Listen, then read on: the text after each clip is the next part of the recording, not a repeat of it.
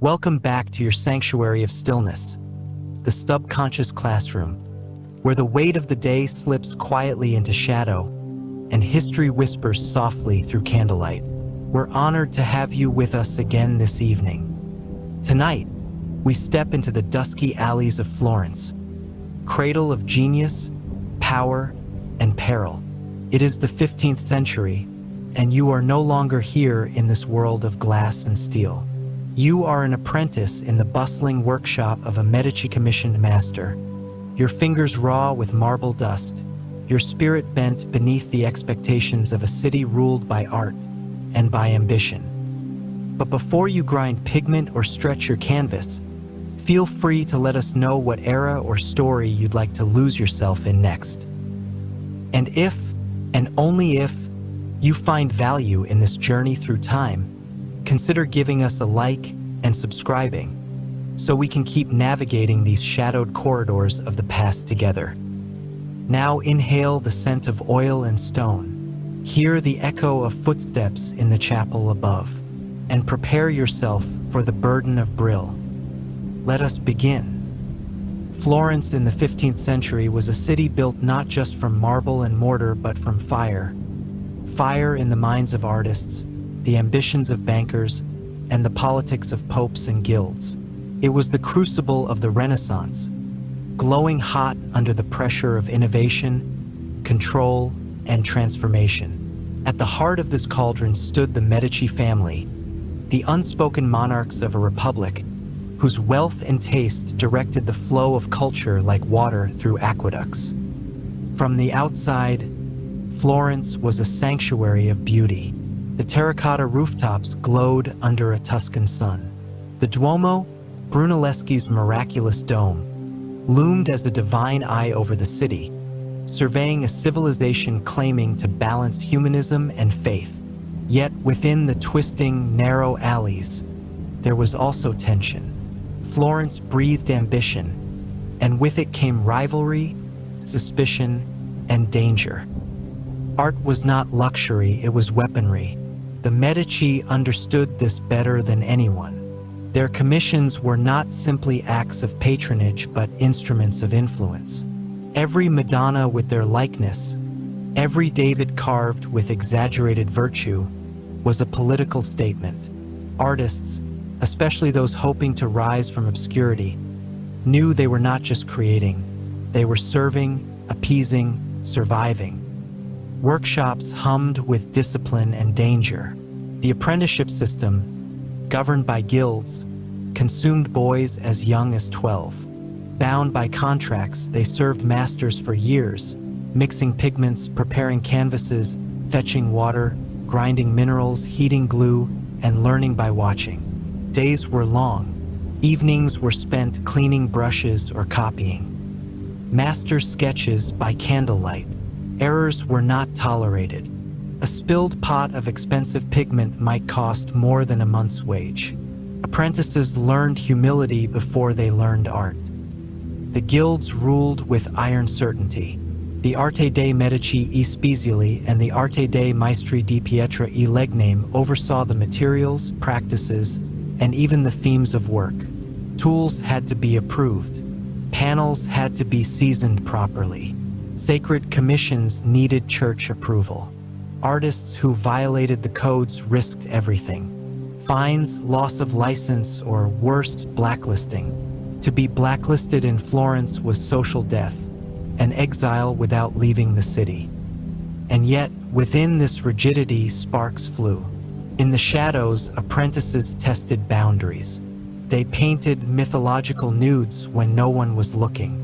They experimented with oil instead of tempera, with linear perspective, with foreign motifs brought from the East. Some would be scolded or punished if caught. Others, quietly encouraged by forward-thinking masters, were allowed to push. These rare moments of trust often birthed innovation. Still, progress was political. A brilliant fresco could earn the favor of a powerful family or provoke jealousy from rivals. The Medici, for all their support of the arts, kept artists on a tight leash. They demanded allegory and flattery, and preferred painters whose philosophies aligned with their own. Those who fell out of favor could be replaced overnight. The rumors of artists cast aside for offending patrons traveled fast. Church influence loomed large.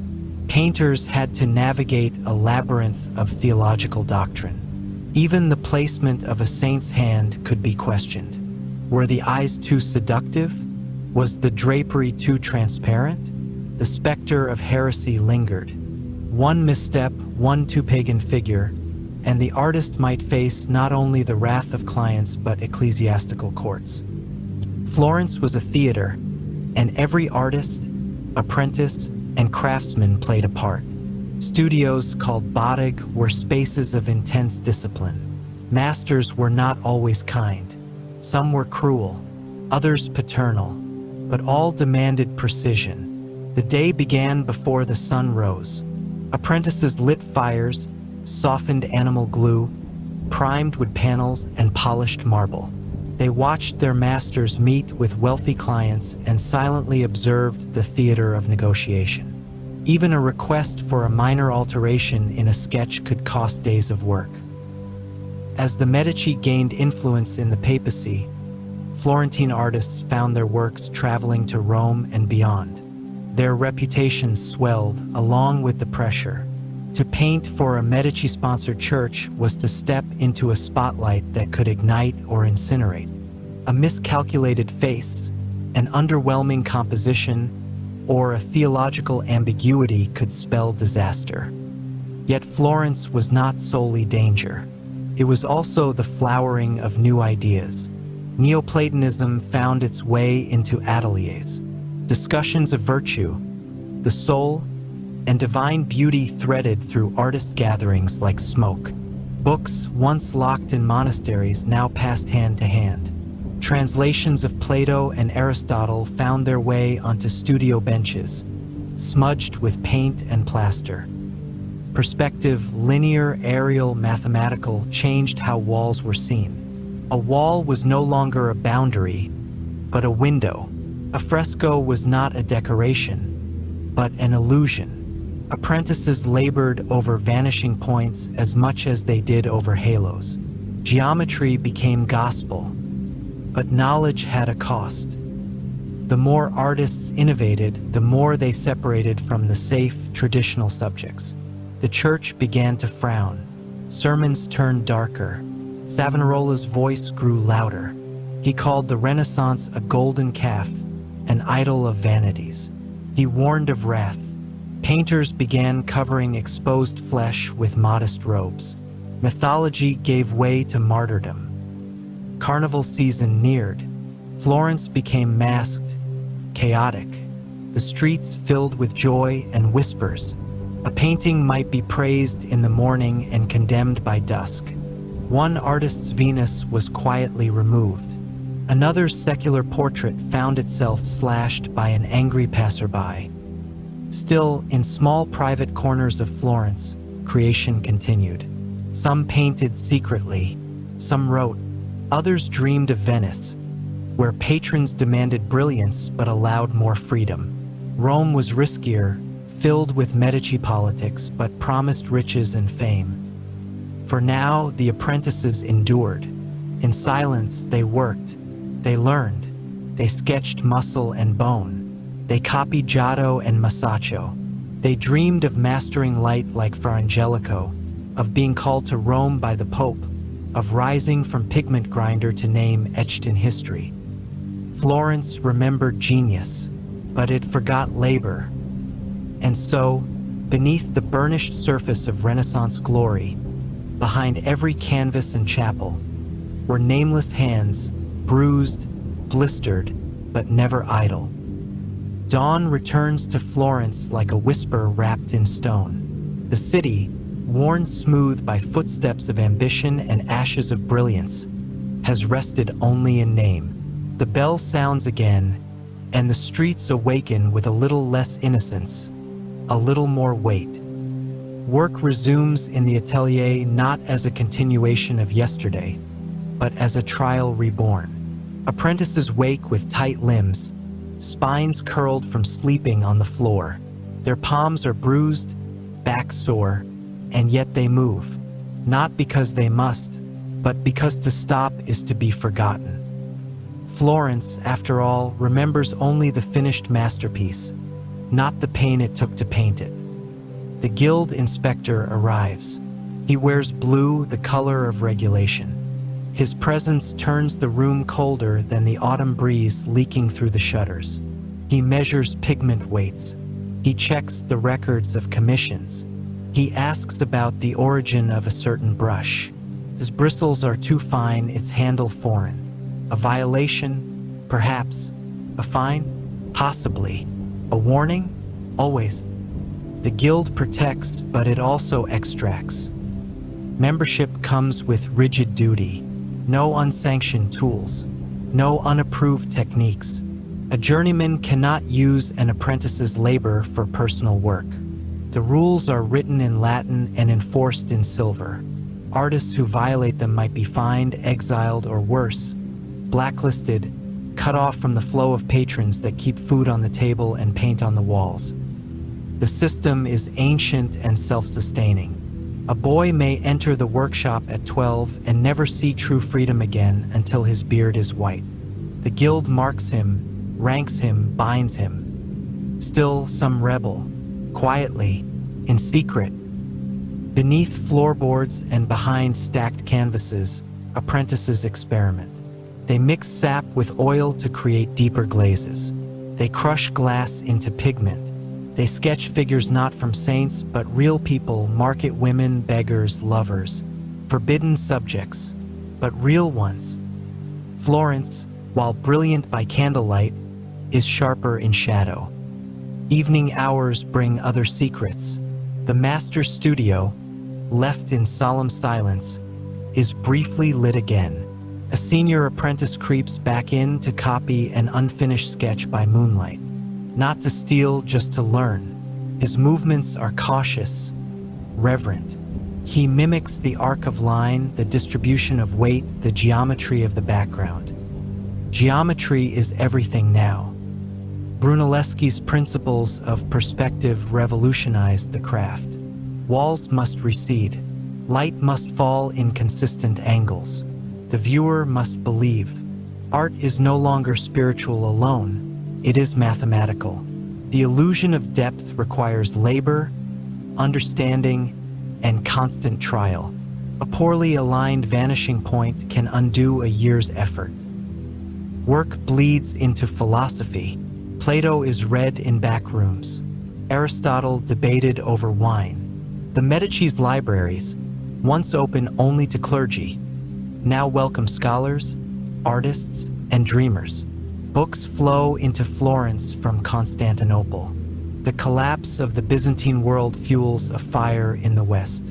Knowledge once lost now returns with fire and flourish. But it is not free. Patrons grow more demanding. Their expectations are fueled by the rumors of what Da Vinci has achieved, what Botticelli has envisioned, what Ghirlandaio promises. Artists now compete not only against one another, but against the very idea of progress. What was enough last year is mundane now. Each commission becomes a gamble. The apprentice listens as a merchant negotiates a fresco for his villa's chapel. The price? 2 years' wages. The expectations? Glory. The deadline? Impossible. Mistakes are not just costly, they are career-ending. A misplaced iconography, an unattractive likeness, or even poor weather during unveiling can destroy a reputation. The city is small. Word travels faster than carts. Rivalries fester. One workshop floods another storeroom with tainted varnish. Another apprentice accuses his peer of copying. A serious claim, nearly a legal one. The master settles it with a glare and a veiled threat. But trust is fractured. Eyes linger longer now. Brushes are cleaned in secret. Outside the studio, Florence thrives and trembles. Carnival nears. Masks and music begin to invade the air. There is joy, loud and defiant, but it rings like a defense mechanism. Laughter can only echo so long before judgment returns. Savonarola's sermons grow louder in the square.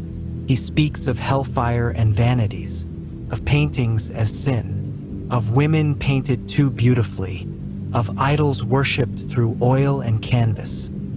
The bonfire is not yet lit, but the kindling is there. The apprentices whisper about his followers.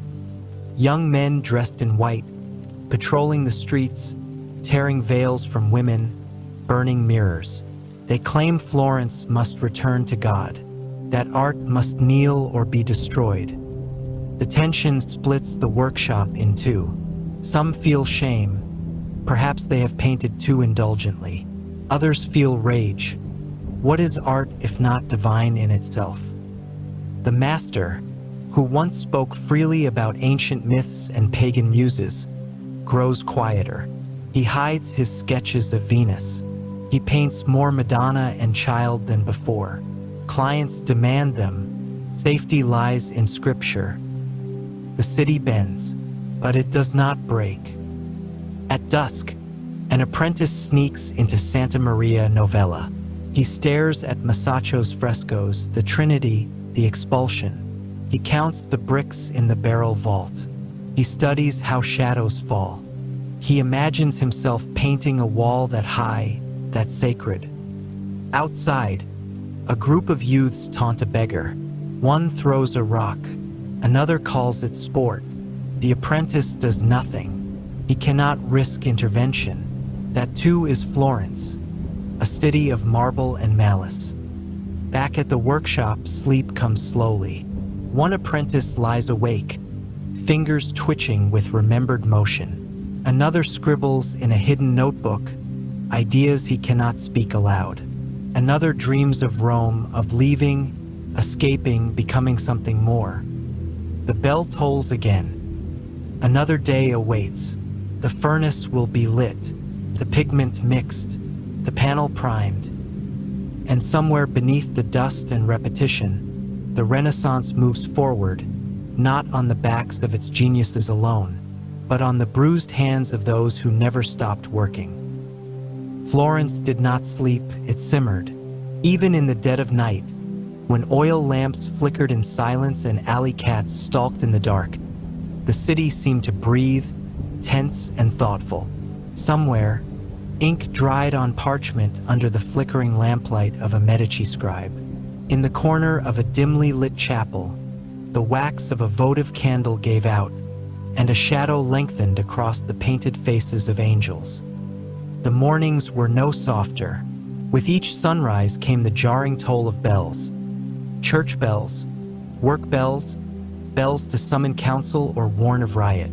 For the apprentices of Florence's botteg, each morning was a beginning that felt eerily similar to the one before. Yet under the surface of repetition, something new always stirred. One apprentice arrives earlier than the others, wiping sleep from his eyes as he unlocks the iron gate. The studio is quiet, the smell of pigment and oil thick in the air. He lights a small fire, its orange glow casting jagged shadows against the walls. It is in this solitude, before the rest awaken, that he traces the sketch of a human hand, over and over, trying to make it come alive. This is the tension of Florence, the tension between form and soul, between copying and creating. The masters demanded accuracy, the patrons demanded flattery, but the heart demanded expression. And that was dangerous. The Florentine calendar was rigid. Feast days, market days, fast days, all meticulously recorded. But the days of artists were governed not by saints, but by commissions. The Church of Santa Croce wanted a crucifixion. A merchant's wife insisted on her likeness painted with the tenderness of the Virgin Mary.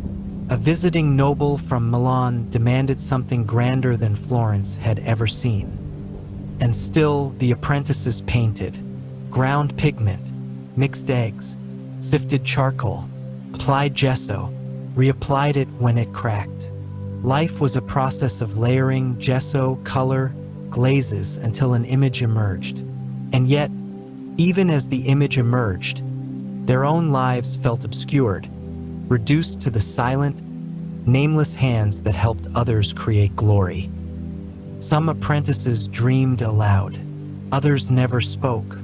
A few, after years of toil, were allowed to sign a panel corner, a flicker of individuality in a city that rarely remembered names. Florence was a city of expectations. The Medici expected loyalty, the church expected piety, the guilds expected obedience. Even the cobblestones seemed to demand dignity. Worn by the weight of centuries, they asked each footstep to mean something. But expectations could be lethal. A fellow apprentice was gone. Whispered rumors passed through the studio like smoke. He'd been caught painting a nude of a known courtesan. The patron was furious, the model shamed, the apprentice exiled. No farewell, no justice, just absence. And the brush that once rested in his box now collected dust, a silent warning. The weight of silence shaped the culture as much as the murals on the walls. And then there was illness. Florence had faced the plague before, and though the worst had passed decades earlier, illness still haunted the streets. Fevers took apprentices mid-sketch. Families posted painted icons over their doors to ward off spirits. Some masters commissioned votive panels in thanks for surviving an outbreak. Others fled to the countryside with their apprentices, praying the mountain air would protect them. Despite the ever-present danger, beauty thrived. It was beauty born of pressure, compressed, precise, sacred. The artists carved ecstasy from pain. They painted hope from shadow. And the city, for all its hypocrisy, rewarded that transformation. Apprentices walked past statues that once adorned pagan temples, now recast as symbols of civic pride. The lines blurred between classical and Christian, between myth and message. A Greek muse might wear the face of a local merchant's daughter. A biblical miracle might take place against the backdrop of Florence's own streets. These were not accidents. They were choices, strategic, brilliant, and subversive. In the evenings, when the masters left and the shutters closed, a different kind of work emerged. Apprentices shared ideas over scraps of bread and watered wine. They debated what it meant to be Florentine. They questioned why their labor mattered if their names would vanish. One brought news, a new technique from the Netherlands involving oil paint. Another had seen a traveling monk perform anatomy dissections in secret. A third showed a miniature portrait he painted in private, too intimate and expressive to ever show a patron. Whispers of Leonardo da Vinci floated through these conversations, his drawings of flying machines, his experiments with human anatomy. He had once been an apprentice too, a bastard child turned master. His success gave others hope and fear. For every Da Vinci, dozens more disappeared. And still, the hands kept moving. They painted altarpieces, saints, and cityscapes. They painted pain and passion, barely veiled in symbolic form. They painted not only for clients, but for themselves, on the back of failed commissions, on broken panels, on parchment stolen from the scriptorium.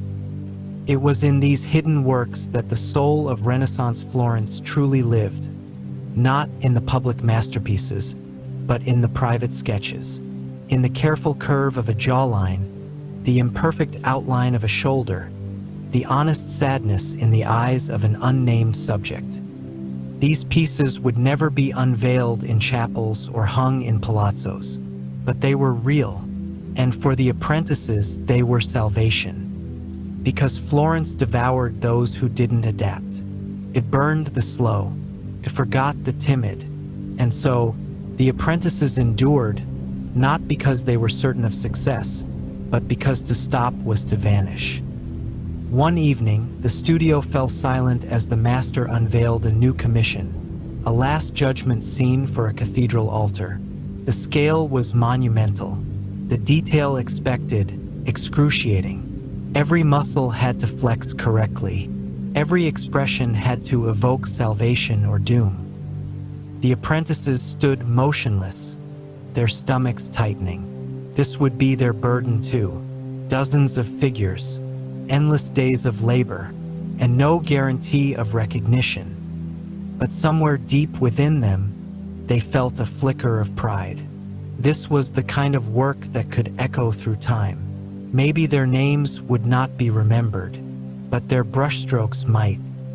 And so they bowed their heads. They stepped forward. They worked. The cathedral loomed, a monument of weight and silence. Inside, the stone walls swallowed sound. The light from stained glass diffused in soft, melancholy hues across the floor. It was here, in this hushed vastness, that the great fresco was to be completed. It was not just a commission, it was a testament to Florence's ambition and fragility. The apprentices worked without pause. Their master had secured the commission through Medici connections, and now his legacy, and by extension theirs, depended on its success. Every hour was measured, every line scrutinized. Up on the scaffolds, they perched like birds on a crossbeam, braving vertigo and dust. One misstep could mean ruin or worse. The cathedral's vast surface swallowed months of labor. There were layers to every image. A background, a wash, a blocking of figures, and finally the detail, the eyes, the folds of robes, the wounds of Christ. Mistakes were scraped away, revised, painted over. Even failures were buried beneath layers of color, like sins beneath sacrament. Outside, Florence seethed with the politics of uncertainty. The Medici's grip had begun to slip. Lorenzo the Magnificent was gone, and his heirs lacked his vision. The city-state teetered between oligarchy and theocratic revolution. Savonarola's voice, once on the fringes, now filled the piazzas with sermons that crackled with apocalyptic fire. The apprentices heard him from the studio's windows. His followers, white-robed, self-righteous, fervent, roamed the streets denouncing vanity and vice. Artists were among their targets. Paintings deemed too sensual, too pagan, too indulgent were condemned. Some were burned, others were hidden away. The master, once bold in style, now painted with fear. He removed classical illusions, toned down flesh, replaced Venus with Virgin. The apprentices followed suit, carefully measuring every stroke against the climate of suspicion. But fear cannot extinguish all curiosity. Secret meetings continued. In backrooms and wine cellars, small groups debated beauty and faith. They discussed Plato and Aristotle, pondered the geometry of the human body. An older apprentice introduced the group to a new translation of Ptolemy. Another unveiled a sample of lapis lazuli, bought in secret with a year's wages, its blue as deep as dusk. In these gatherings, they dared to imagine art without censorship. They dreamed of new forms, new freedoms. Some drew by candlelight, creating forbidden compositions. Naked gods, mythic beasts, women unbowed. They signed them with symbols, not names. Back in the workshop, days grew longer. The scaffolding groaned under constant use. Apprentices wrapped cloth around their hands to avoid blisters.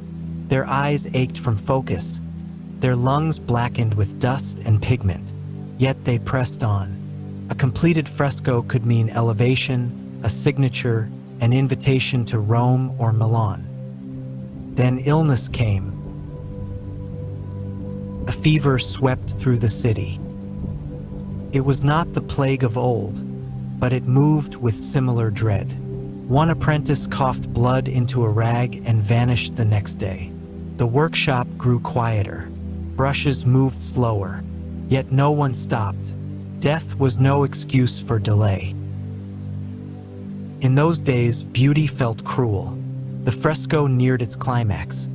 Christ descending, angels rejoicing, sinners tumbling into hell. The scene required terror, awe, redemption. One apprentice, tasked with painting the damned, lingered too long in that part of the image. His dreams became twisted. He stopped speaking. The others noticed, but said nothing. Outside, Savonarola declared judgment. His bonfire was no longer metaphor. A true pyre was built in the Piazza della Signoria. Books, musical instruments, mirrors, and paintings were thrown into the flames. Artists watched as parts of their city's soul burned. Some wept, some pretended not to care. Others joined the flames themselves, offering sketches they could no longer risk hiding. Still, the fresco continued. The master summoned a bishop to bless the work. The apprentices stood still, their clothes soaked with sweat, their fingernails rimmed with pigment. The bishop approved the composition. He praised the severity of its message. He did not ask who had painted what. Recognition remained elusive. The final week was frenzy. They painted by lamplight, fought over materials, pushed past exhaustion. The master barked orders but barely held them together. A mistake on the final figure. A saint's eyes painted slightly misaligned, required the plaster to be chipped and redone. Hours lost, tempers flared. Then, one morning, the master arrived in silence. He ordered the scaffolding removed. As the wooden planks descended and dust settled, the full image stood revealed. Light from the windows struck the gold leaf just so. The angels gleamed, the damned writhed, the city held its breath. Priest gasped, a merchant crossed himself, a mother pulled her child closer. The master nodded, the apprentices said nothing. That evening, for the first time in months, they walked the streets without brushes in hand. They saw Florence anew. The river was higher than usual. The air, sharp with coming winter. Laughter returned to some voices. One apprentice spent his first coin on warm bread. Another bought a candle to sketch by.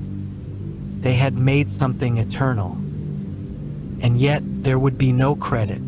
The master's name would appear on the commission. The apprentices would return to new panels, new saints, new sacrifices. But beneath every finished work lay their fingerprints, silent, persistent, uncelebrated. Still, the future called. One received an invitation from Milan. Another was asked to apprentice in Venice. A third remained, offered a chance to paint the border of a new chapel panel, his first solo task. Hope, fragile and flickering, endured. Florence in winter was cold in ways the body remembered long after the frost had vanished. The city lost none of its beauty beneath the chill, but it gained a brittleness, an edge that crept into the bones of its people and the soul of its work. The Arno flowed dark and fast. The sky grayed. The stone buildings held the cold like secrets. In the workshops, the change in season brought new burdens. Paint dried slower, plaster cracked more easily, breath fogged above unfinished canvases. Apprentices layered on wool, but their hands, always exposed, stayed raw and stiff. Tools slipped more easily in the cold, and tempers shortened. And yet, winter also brought commissions. Nobles retreated indoors, spending long hours staring at walls in need of decoration. Churches prepared for spring feast days. Wealthier families, isolated from politics by comfort, indulged their tastes. Altarpieces were ordered, portraits commissioned, devotional panels demanded. The apprentices returned to routine. New workshops opened, old ones closed. The master, now riding on the reputation of the great fresco, took on patrons with greater power. His prices rose, his expectations hardened. Fewer mistakes were forgiven. He no longer stood beside his apprentices but gave orders from a distance, only appearing at the start and end of a day's labor. Some apprentices followed him. Others drifted away, seeking smaller workshops where the work was humbler but more personal. There, in back alleys or under vaulted ceilings of forgotten chapels, new visions emerged. One group, entirely self-organized, began to focus on anatomical study. They sketched bone and sinew in hidden cellars by candlelight, using stolen time and borrowed cadavers. These studies were dangerous, condemned by church law, but necessary for any artist wanting to understand the form beneath the flesh. They copied one another's drawings. They argued over proportion. They marveled at the human frame not as divine perfection, but as machine. The influence of these experiments crept subtly into their work. Bodies became more grounded, muscles tensed with believable strain. Drapery followed gravity, not stylization. Figures leaned, bent, breathed. And yet, the most dangerous transformation was not technique, but intent. Some painters no longer sought only to glorify God or flatter patrons. They painted for exploration, to question. One started a series of small portraits of beggars, faces rough with experience, eyes empty of illusion. Another captured the moment of childbirth with haunting honesty. A third worked on a panel showing a philosopher alone, surrounded not by disciples, but silence. The guilds noticed. Inspections increased. Guild officers came unannounced. They examined panels not just for quality, but for meaning. Allegories were questioned. Composition scrutinisée. Works that strayed too far from approved subjects were refused registration, meaning they could not be sold. But some artists found ways to hide their truths in plain sight. Pagan god disguised as a saint, a myth retold through Christian lens, a heretical text buried beneath layers of gesso, symbols coded into folds of fabric or the pattern of tile beneath a virgin's feet. The city was full of secrets, and its walls became a gallery of quiet rebellion. Spring brought new clarity. Savonarola was gone, his ashes scattered. The theocratic rule collapsed as quickly as it rose. Florence exhaled. The bells of Santa Maria del Fiore rang not in fear, but celebration. Public feasts returned. Theater bloomed. Music filled taverns. Painters cautiously began to experiment openly again. One studio organized an exhibition not for patrons but for peers. No prices. No masters. Just art. For a single night, in a disused cloister, dozens of panels leaned against the stone walls. Portraits, landscapes, allegories, even abstract explorations of geometry and light. Apprentices from all over the city gathered. Some laughed, some argued, some cried. In that room, there were no guilds, No Medici. No bishops. just color and silence and wonder. The night ended with wine and music, spilled paint and broken rules. The next day, the panels disappeared. Some were sold, others destroyed, a few hidden, but something had changed. That summer, Florence felt new. Not safe, Florence was never safe, but possible. Studios shifted focus. A master hired a female apprentice in secret. Another invited a foreigner to teach a new pigment technique. A third sent his apprentices to study the ruins of Rome, to see with different eyes. The city breathed again, and in its breath came transformation. Some of the apprentices rose to prominence. Their names began to appear on panels. They took students of their own. They were invited to court. One traveled north to paint for a duke. Another stayed, choosing smaller commissions over grandeur. A third disappeared entirely, rumored to have joined a monastery, painting murals no one would see. But their legacy, born in obscurity, remained. Florence became not just a city of beauty, but of risk, of renewal. Each painting told two stories, the one the patron paid for, and the one the painter dared to include. The apprentice's life was never easy. It remained a balance of submission and resistance, of discipline and defiance. The days were long, the nights restless. Recognition, when it came, was fleeting, but the work endured, and through the work they changed the world. They were not only painters, they were observers, archivists, rebels. They bore witness, and through pigment and plaster, light and shadow, they made a city eternal. Time, like water over stone, shaped Florence quietly in the years that followed. The city, worn but proud, emerged from its turbulent cycle of upheaval into something more measured, still volatile, but with deeper awareness. The apprentices who had once swept floors and ground pigments were now journeymen, some even masters. Their eyes, seasoned by experience and disappointment alike, turned toward legacy. A great shift came not from paintbrushes, but from presses. Gutenberg's invention had reached Italy. Suddenly, ideas that once circulated in whispers and backrooms could now be etched in metal and ink, spread far and wide. Books flooded the city, scientific treatises, translated Greek texts, essays on architecture, painting, and proportion. Artists read them with feverish hunger. Perspective, once instinctual, became a codified science. Geometry became religion. The body was mapped with compass and ruler. In one studio, a large canvas was divided not into saints and angels, but into a grid, an architectural fantasy that married math and mysticism. Some mocked it, others wept at its precision, but not all welcomed the changes.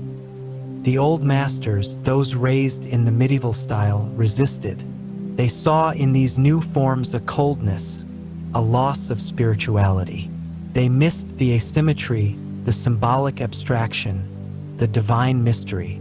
Some closed their workshops, unwilling to adapt. Others fought back with masterpieces that bled gold and fire, as if to burn the new order away. For the younger generation, it was a paradox. They revered the old while chasing the new. They studied Giotto's frescoes by torchlight and then sketched models in live poses, nude, under skylights of engineered glass. It was not betrayal, it was evolution. And evolution had a cost. A patron was murdered, stabbed in the street while arguing with a rival family over a commission. A chapel remained unfinished, the scaffolding abandoned. The artist disappeared, some said to Naples, others claimed he entered a monastery. His pupils were left to scatter. The city's stability, always fragile, trembled again. France invaded the north. War pressed closer. Trade faltered.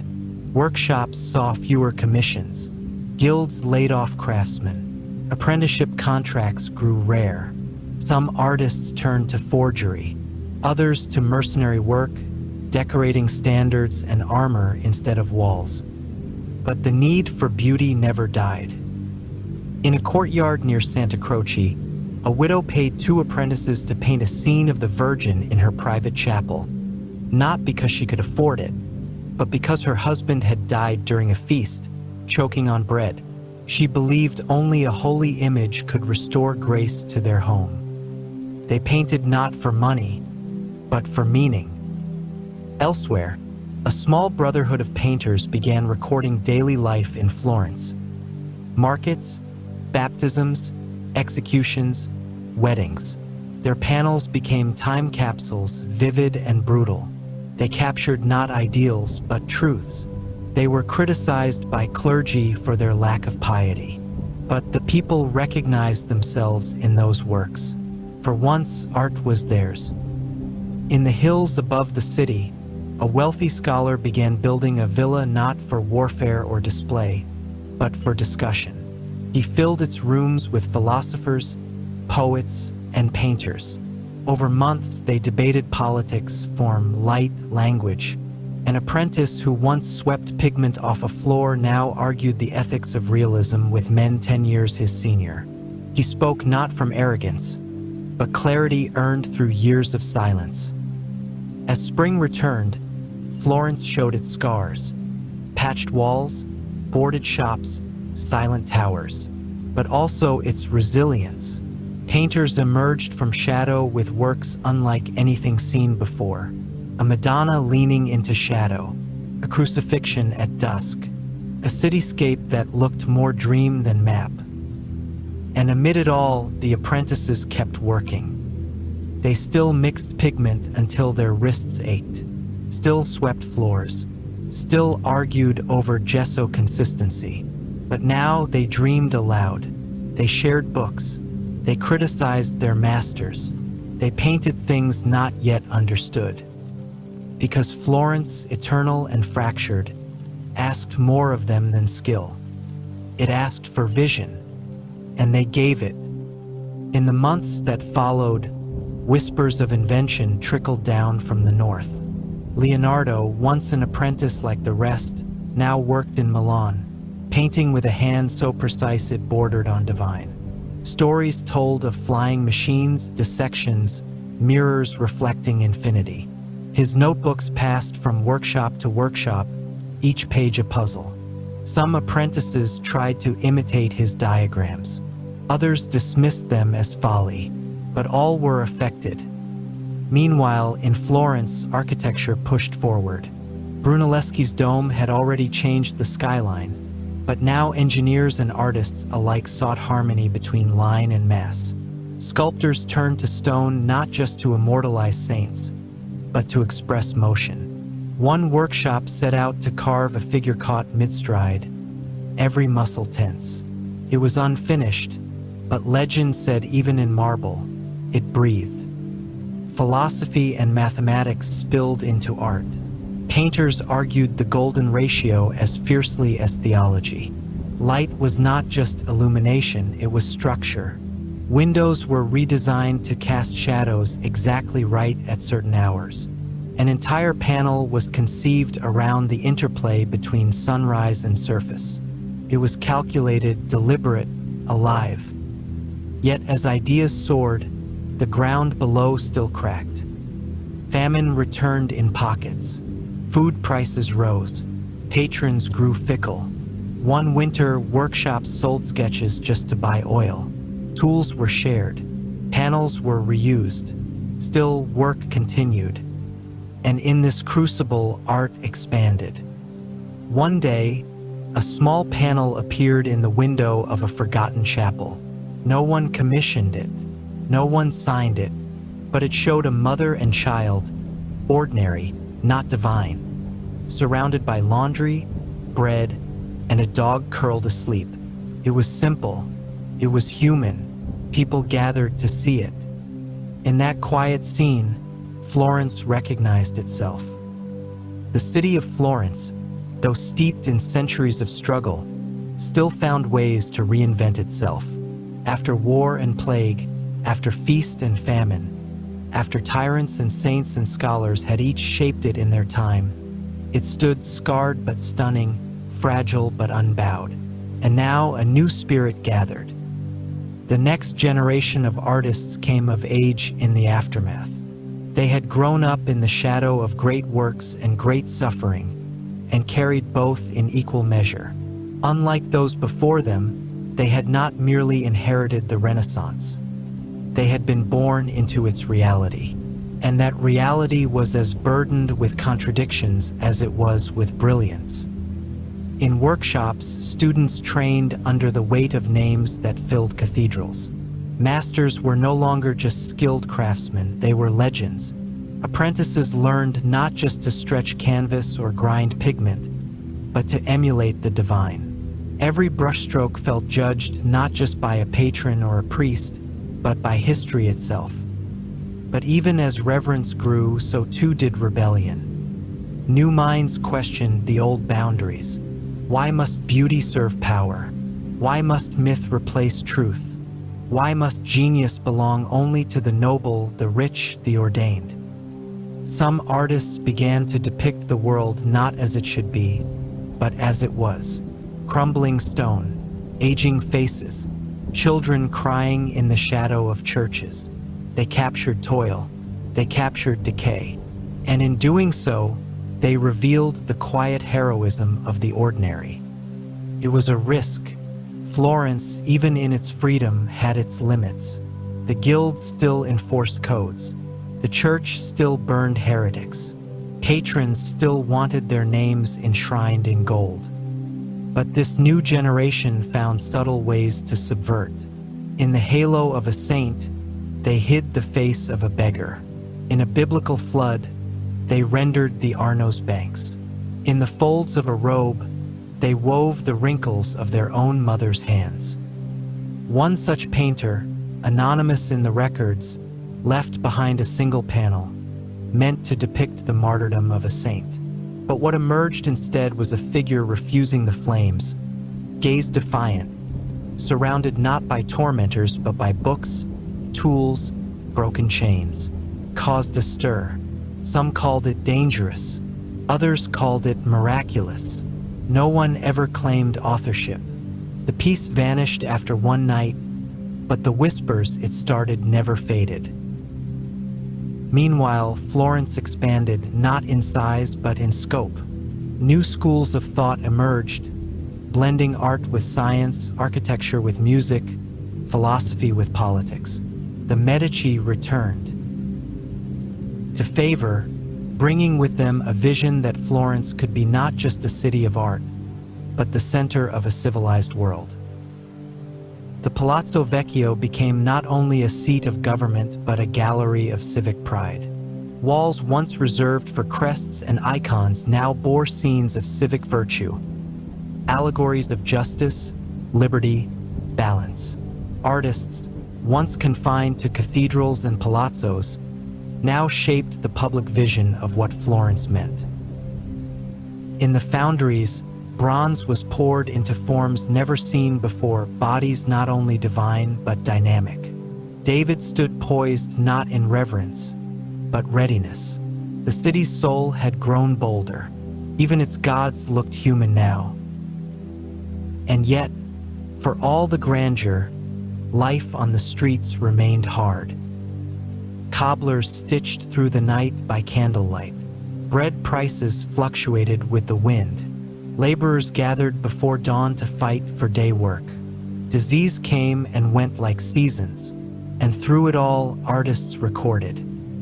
They sketched in alleys. They painted between storms. They etched the faces of plague victims with the same reverence they once gave martyrs. They made maps of neighborhoods that no longer exist.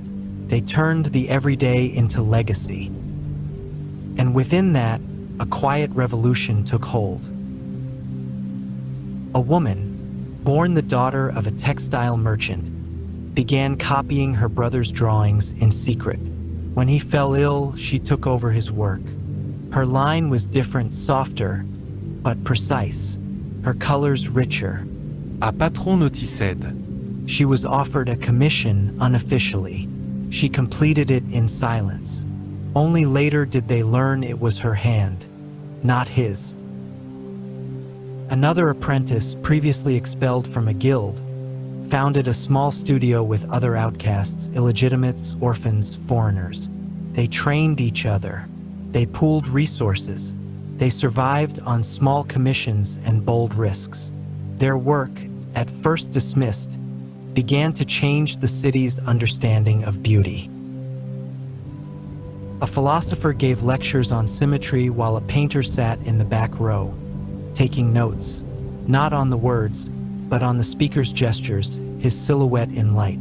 That silhouette became the basis for a new saint, carved in wood, so real it seemed to breathe. Florence became not just a gallery, but a dialogue. One fresco painted in a school courtyard depicted children not in angelic poses, but laughing, shouting, running. The teacher wept at the unveiling, not because it was perfect, but because it was true. As the century turned and the fires of old rivalries dimmed, a question rose across every studio. What now? They had mastered form, they had mapped light, they had elevated the human, but where would they go next? The answer was silence. They stopped trying to ascend. They looked inward. They painted dreams. They painted doubt. They painted Florence not as it was or should be, but as it felt. One panel showed the city at dusk, empty, just rooftops, shadows, a single lantern. It became more famous than any saint that year. They had created not a movement, but a mirror. And through it, they saw each other. The dawn of a new century cast long shadows across Florence, a city at once exhausted and electrified by its own history. The promise of the Renaissance lingered like a fading scent, while fresh ambitions stirred restless hearts. The apprentices who had once labored in dim workshops were now masters, their hands steady and their visions bolder. But the world around them was changing fast. The delicate balance between patronage and artistic freedom grew ever more fraught. The Medici, once protectors and provocateurs of culture, found their grip tested by shifting political tides. New families emerged from the city's labyrinthine alleyways, their own ambitions painted in shades of greed, vengeance, and power.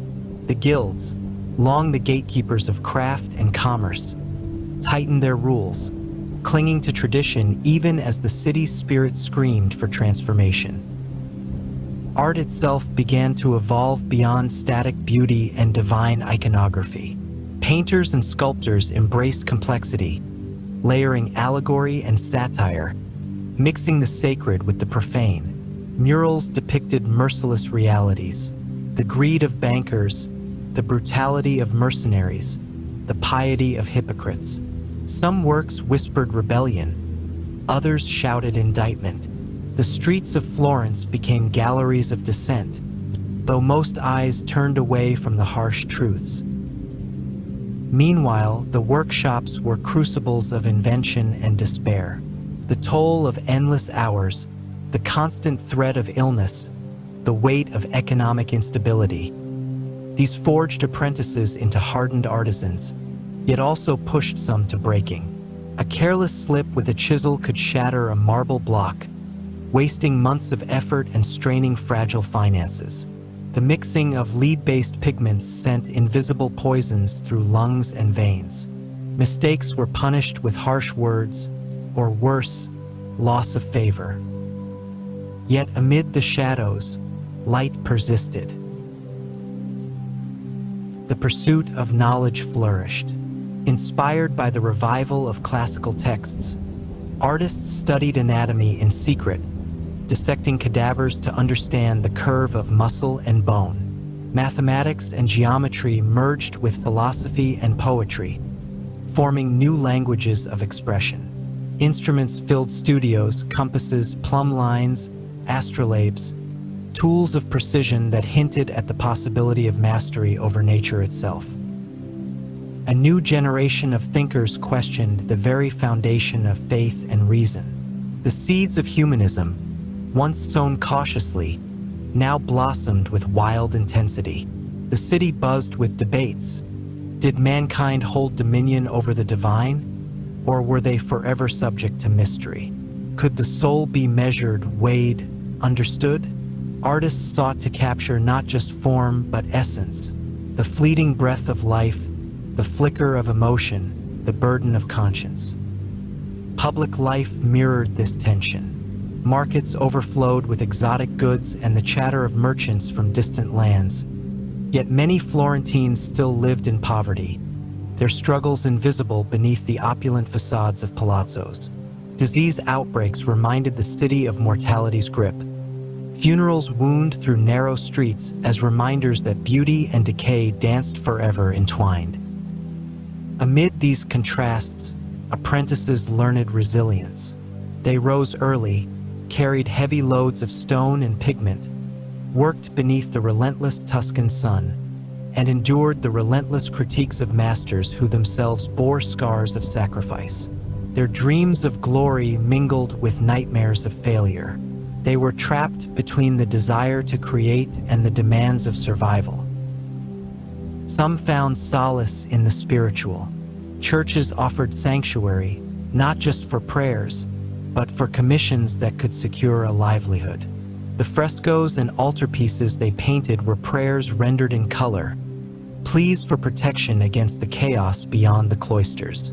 Others sought escape in music, poetry, and secret salons where forbidden ideas took flight in hushed conversations. Yet even the sanctuaries were battlegrounds. The Inquisition lurked in shadows, ready to silence voices deemed dangerous. Artists walked a knife's edge, celebrated for their genius, yet vulnerable to suspicion.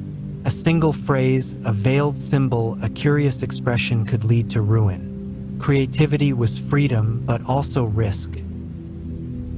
In these crucibles, great masterpieces were born, not only works of art but monuments to human endurance. The mastery of light and shadow revealed the complexity of the human condition. Faces bore the weight of grief, hope, defiance, and despair. Figures moved with a lifelike grace that seemed to pulse with hidden stories. And through it all, Florence watched itself transform. The city's stones whispered secrets of ambition and betrayal, of love and loss. Its waters reflected the faces of those who shaped its destiny. Some remembered, others forgotten. The Renaissance was no longer a dream, but a living, breathing force, raw and imperfect. In this crucible of creation and conflict, the legacy of Florence was forged, not just in marble and pigment, but in the courage to seek truth amid chaos. The apprentices who once labored unseen had become the voice of a city, daring to show the world not only its splendor, but its soul.